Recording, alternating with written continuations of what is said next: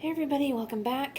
And today, since I don't foresee myself being able to finish another book between now and the end of the day, which is the end of the month of July, I'm just going to go ahead and do my July wrap up. I managed to read 7 books this month, one of which, or no, my 8th book I DNF'd, but I'll get into that. And I also want to talk about a readathon that I'm finally participating in, which I'm really excited. So let me go ahead and get started. The first book I did this month, or read this month, was Mistborn by Brandon Sanderson, which I ended up giving 3 stars. Basically, the basis of this world is a magic system where you ingest small amounts of different metals, which give you different abilities. And, people use those abilities and their magical capacities to either help or hinder. And people who have the ability to use all of the metals are called Mistborn. And so we follow this street urchin named Vin and her being pulled into this plot in order to take down the Emperor and overthrow the Empire. This book was okay. I don't understand why everyone loves Sanderson's writing. I've enjoyed his Skyward series so far, but those are young adult. This is the first I've read of his adult fantasy. And, this book was okay. Vin started to annoy me because she was doing that whole, oh my god, Elend is actually a good guy, and you just don't really know it when he's the son of, one of the most powerful aristocrats in this series. And I was just like, oh, are we going to fall into this trap? And I managed to get through it, but this book also has a bunch of details that get really redundant because we have to continuously keep mentioning them. So we're bogged down with details, and it's like, we don't need this much. We could have cut out at least 100 pages of pure unadulterated bullshit. Overall, it was okay, and I don't understand. I'm going to give the Stormlight Archives a chance, but I'm not holding my breath. Also, I went ahead and spoiled myself for the other 2 books just to make sure I really didn't want to go ahead and read the rest of the series, and I'm like, nope, this is definitely a no on my part. So, yeah. Not going to be continuing on with the Mistborn series. The next book I read in the month of July was Between Shades of Grey by Ruta Sepetys, which I ended up giving 4 stars. It follows Lena, a young Lithuanian girl, as she is taken from her home at the beginning of World War II by the Soviets and forced into work camps. The Soviets were annexing Eastern Europe behind what would eventually become known as the Iron Curtain. Ruta is good at looking at stories of at other people and happenings, i.e. her Salt to the Sea book, which I love. I loved Salt to the Sea during World War II. And it's not that the other... it's not those who suffered directly from the Holocaust. It's not that their stories aren't important. It's that there was so much more happening. And I think Sepetys does a good job of looking at and bringing an emotional awareness to what other people were going through. Because basically the Soviets were trying to erase Eastern European nations. They were just trying to expand Russia. I didn't love this one as much as I love Salt to the Sea. There were times when Lena, and I know she's a 15-year-old / 16-year-old girl. I get that. But there were a few times when it's like, girl, you are on the brink of dying. How about you, chill? I also came to the realization that we got the character of Kavinsky, who is a Soviet soldier who watches and keeps the Lithuanians in line. And the fact that he is what one would call a normal character. He probably enlisted in the Soviet army because one, promised regular food, promised regular pay, promised a roof over his head. But that doesn't excuse the fact that he was still a cog that kept these people under subjugation, made their lives terrible. So it offers an interesting view of those kinds of people that we almost never get to see. The next book I read was Walk on Earth a Stranger by Ray Carson, which I ended up giving 4 stars. This book follows the young female protagonist Lee, who has the ability to sense gold, and unfortunately bad people want her for this ability. So when something terrible happens to her, it forces her to head out west during the gold rush. If I remember correctly, this book is set in 1840, 48 or 49. Like it's very, or is it 1845? No, I think it's 48 or 49. And this is during the gold rush. So she ends up heading from northern Georgia to California during that time period. And she, has to disguise herself as a boy, and she's going to find her best friend who is half Cherokee. And just as a warning, there is, this is 1840 49 in America. Okay, there's going to be subjects of racism towards Native Americans and Africans. There is sexism. There's a reason why Lee has to disguise herself as. There's a lot of death. This is a written version of Oregon Trail. People died. This was not an easy trip to make. You made very hard choices during this. And disease, they talk about measles. There is, spoilers, a point where the man she has been contracted with takes measles-covered blankets and throws them in a grave because the Native Americans were digging up the blankets to use. And since at this point the Native Americans, the indigenous people, they didn't have that immunity. That's it. They didn't have the immunity yet to diseases like measles and smallpox and things like that. So, there is this reference to a genocide that basically was happening. Not to mention there's again, spoilers, a part where the men go and hunt this herd of buffalo, and there's a small group of Native Americans following behind, but the guys go and they kill and just keep killing and killing and killing all these buffalo beyond the point of where they need to kill to survive. They're just killing to kill off a very important part of the indigenous people's diet. It's not a good, happy time. And then they're crossing this very, this barren, salt, flat kind of environment to between, I'd say it's like Utah and California. It is rough reading that part. So it's still really, really good. So I'm curious to get started on Like a River Glorious, but I'll talk about that in a little bit. The next book I read was The Good Luck Girls by Charlotte Nicole Davis, which I ended up giving 5 stars. I must have been in a Western mood. This one turned out to be really, really good because it's a Western-inspired fantasy. It's based in this fictional land called Arquetta. We follow mostly Aster, who is what is called a good luck girl, or more or less a prostitute, who's been sold by her family to this welcome house, and unfortunately, once she reaches a certain age, she goes into prostitution. Well, she was sold in with her sister Clementine, and unfortunately, on Clementine's lucky night, when they are sold for their first time into prostitution, something goes horribly, horribly wrong, so Aster, Clementine, and 3 other girls escape the welcome house and have to try to traverse the landscape of Arquetta up north to see if they can't get their favors removed. And their favors are these tattooed, witched tattoos on their face that are flowers that bloom over time. And unfortunately, it's used as what's the word? Ooh, me words today.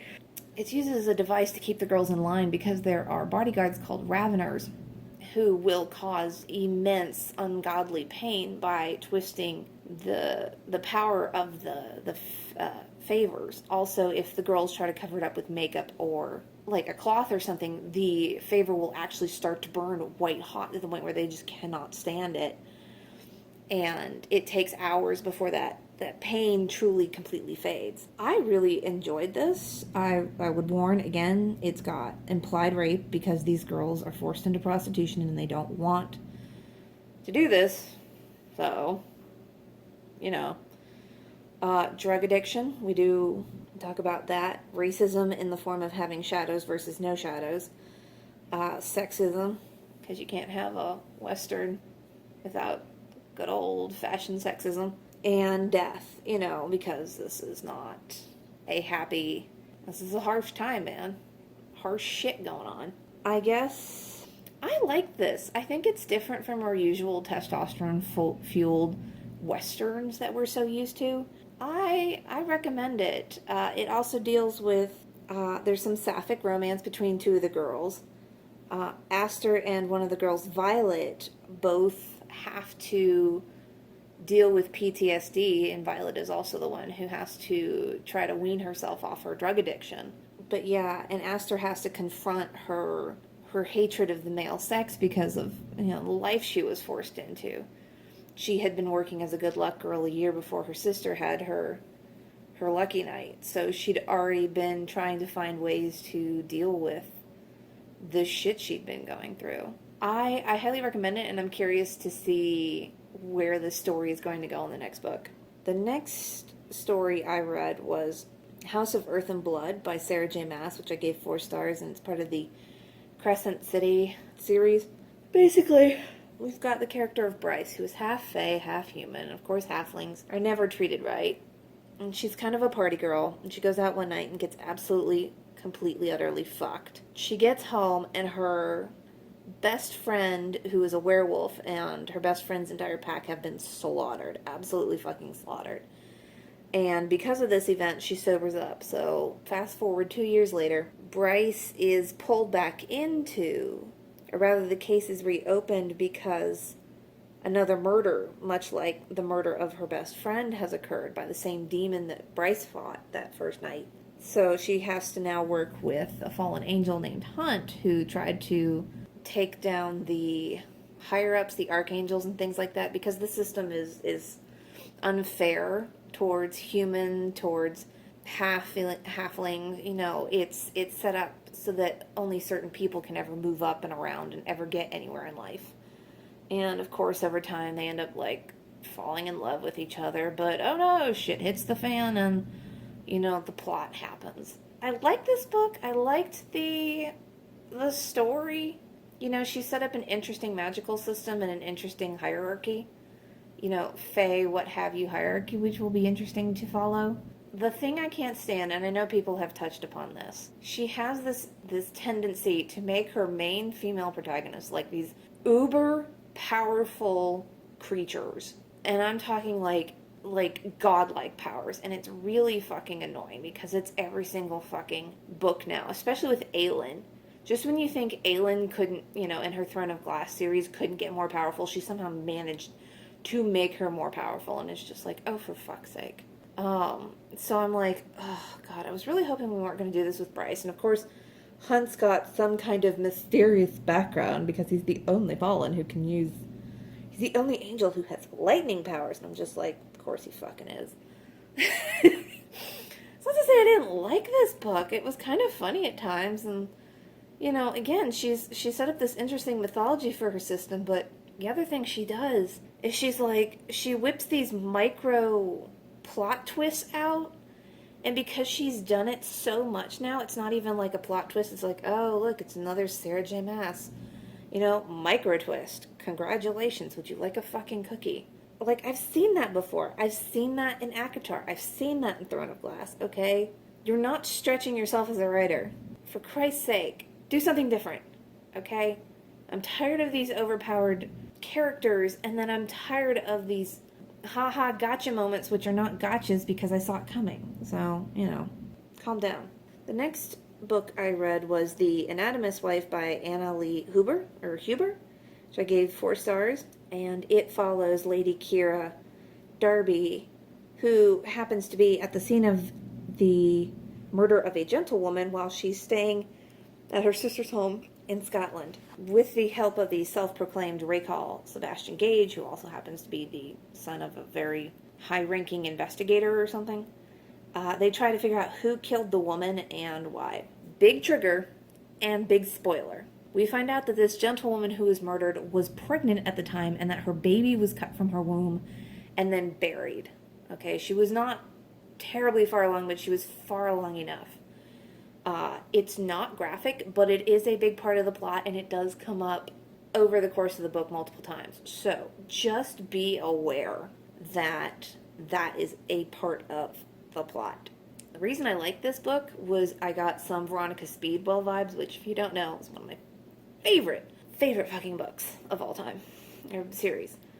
Although Lady Darby is much more soft-spoken, although she does have her moments where she, has a spine. Much more soft-spoken than Veronica, and Gage is a massive, massive flirt, which Stoker never was.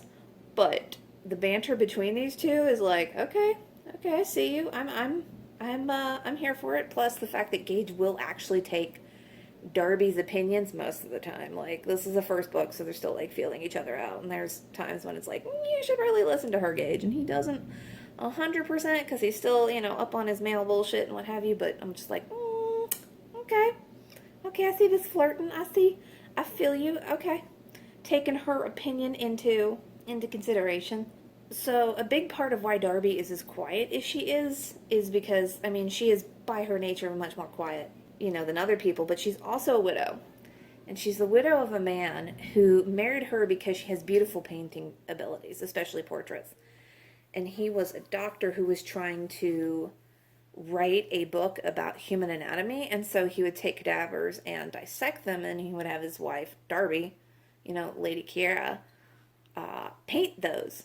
And, of course, during this time, this is 1835 or something like that, 1830, 1835, during this time period, of course, women being around something like that, rather than assume that he forced her, which he did, he was not a kind husband, is my understanding. I don't know if he was abusive or anything, but it kind of sounds like he might have been, at least, if not physically, then definitely emotionally. But he forced her to do this, but rather than, condemn him, because he's dead and he's an academic and well-respected, they look at her and go, ugh, she's okay with looking at dead bodies. Ugh. And so that's a big part of the plot, because people automatically think she's guilty just because she, saw dead bodies and didn't absolutely gag every time she saw one. So it makes her a pariah and also makes her a suspect during this whole time. All right, and the last book I read, which is Bewitching Season by Marissa Doyle, which I ended up giving 3 stars. This is set in around the 1830s, 1835. And it's the twins Penelope and Persephone, or I should say Persephone and Penelope, because it really follows Persephone, as they are secret witches in pre-Victorian London, or pre-Victorian England, who are preparing for their coming out season. So they end up going to London, where they, have their coming out ball. They start, being introduced to society. There is the ability, opportunity to meet young men and to potentially get married and what have you, and da-da-da. There's also this underlying plot that happens after their governess, who is also a witch, who's been teaching them magic, has gone missing, i.e. she's been kidnapped. So these girls are trying, very hard in London expectations to be good London ladies and, go along with their season while trying to rescue their missing governess and potentially stop a plot to the throne of England and the young Princess Victoria, because there's a lot of mention of her in this book. I did not love this book because I felt like there was a promise of a lot more magic than I actually ended up getting. I feel like if the details of the girls coming out was interesting, but I feel like the Dark Days Club does that much better than, or at least goes into a lot more fucking detail than Bewitching Season. Of course, that can get a little heavy at times. And then the other thing that absolutely drove me absolutely fucking nuts was the character of Persephone. Like, Jesus Christ, I had self-confidence issues at 17 too, but oh my God, she wins the prize for the most self-conscious, oh my God, I'm not as pretty as my sister, even though we're literally fucking twins. Because I'm more shy, and she's more outgoing, and it makes her more appealing to young boys, and I'm in love with, our neighbor. And I was just like, and then I looked at the publication date, and I was like, oh yeah, 2008. We are definitely well in the middle of that. I don't realize that I'm just as pretty as other girls, if not more so, kind of bullshit. And I'm just like, this shit dragged the plot down, because it was like, girl, you need to take 5 and get a coffee, or at least a tea, because you need to chill. Like literally chill. So that really dragged it down. Like it's a cute book, but oof, that really made the plot hard to get into. All right, and then the last book, this one I DNF'd, which is The Summer That Melted Everything by Tiffany McDaniel. I literally got 2.5 pages into this, and the writing style really irked me. There was something about it that I was just like, this does not agree with me. I am going to go ahead and say no to this because I know that this is going to bother me and keep me from enjoying the rest of the book. So I will go ahead and just DNF this, not sad about that. And then also, coming up, starting tomorrow, I will be participating in the Avatar The Last Page Turner Readathon, which I happened to find out about through Ben's Twitter from Ben Reads Books. Also saw that Brody from Etu Brody even provided some suggestions for the different nations, and I will be saving that for later. So basically, there's just a couple of prompts per nation, because of course it's divided into the Water Tribe, the Earth Kingdom, the Fire Nation, and the Air Nomads, and depending on which nation you want to become of, you fulfill those prompts. And so I'm going to try to fulfill the prompts to become part of the Water Nation. So the first prompt is to read a book with blue on the cover, and I've chosen Like a River Glorious by Ray Carson, which is the second book in the Gold Seer trilogy. I kind of already had it when I found out about the Avatar Readathon, and I'm like, I'm not gonna look a gift horse in the mouth here. I'm just gonna go with it. The second prompt is a book with water on the cover. So I already had it, and I've only read like 5 pages of it. But I'm gonna be reading The City We Became by N.K. Jemisin. And if you can't tell, there's like a little bit of water because it's an underview shot of I guess it's the Brooklyn Bridge. But yeah, there's some water on the cover, and I'm like, counts. I have seen greater stretches than that, okay? And then the third prompt is a book with an indigenous main character written by an indigenous author. And I'm waiting for this one to come through my library still, but I have I've decided to read Trail of Lightning by Rebecca Roanhorse. I'm really excited about that because I need to get some more indigenous writers into my repertoire. And this one looks really fucking pretty too. And I can't lie, I'm super stoked about this readathon because I feel like a lot of time readathons have a tendency to, they give you 1 week to get ready before they announce their prompts, or maybe they don't. And it feels like you have to buy the books as opposed to getting them from your library, which I think is a big problem with BookTube in general, is that there's not nearly enough emphasis on using your library. It's like, use your resources, people. And in this time with coronavirus, it's taking a lot longer to get books than it normally would. I can't count on books getting here by that time, especially if I need like 7 books. But since this readathon only requires me to do 3 to fulfill it, I'm really stoked. And they also give you 2 weeks because it's from August 1st through the 14th. So they give you 2 weeks to read your books. So you have time to enjoy them while you're reading them. You don't have to like try to force yourself to read 1 book a day or what have you, or feel like you're a failure if you don't fulfill all the prompts. I'm really, really stoked for this because it's a little more relaxed, but it means that you're more likely to finish, which is great. Alright, so that is my July wrap-up. I hope y'all enjoyed. Let me know down below if you've read any of these books. I'm kind of branching outside what the normal of BookTube would do, so a lot of these you may not heard of. Some of them are still popular. I'm still trying to get through popular books, and this readathon, the Avatar, the page turner, which I'll link down below, as well as some more Black Lives Matter petitions and GoFundMes and things like that down below. And I hope that y'all enjoyed this, and I'll probably even do a reading vlog for this readathon. I'm really, really, really pumped for this, so I hope y'all enjoy, and I will see y'all next time.